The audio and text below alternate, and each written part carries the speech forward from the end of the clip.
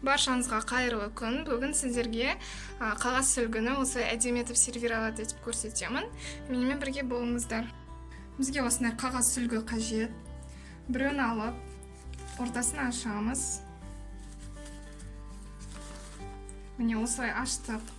Енді осыны былай бүктейміз. Екі жағынан да дәл солай бүктейміз. Содан соң осылай бүктейміз. Және де енді гармошка жасаймыз. Осылай барлығын гармошка жасап шығамыз.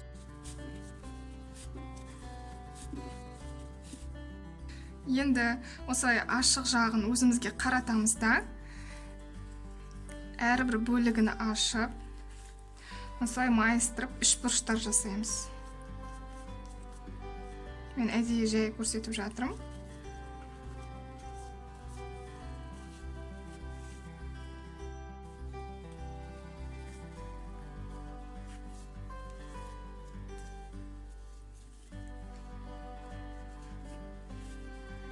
Содан соны аударып, екінші жағында дәл солай істеп шығамыз.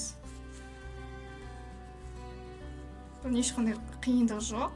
Қолыңызды үйретіп алсаңыз, тез істейтін боласыз.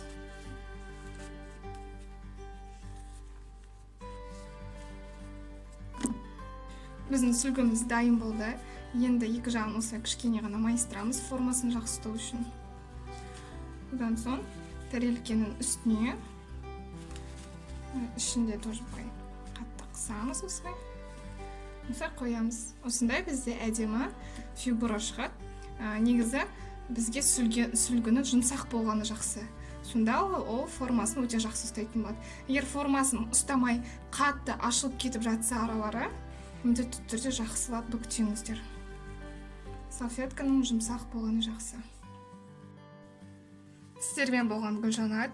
Егер де осындай сервировка туралы видеоларды көп болғаны қаласаңыздар, лайк басып, комментке жазып қойыңыздар.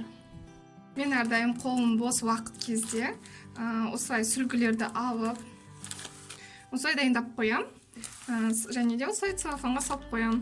Қонақтардың келер алдында осылай ашып, сала саламын. Бұл уақытты жақсы үнемдейді.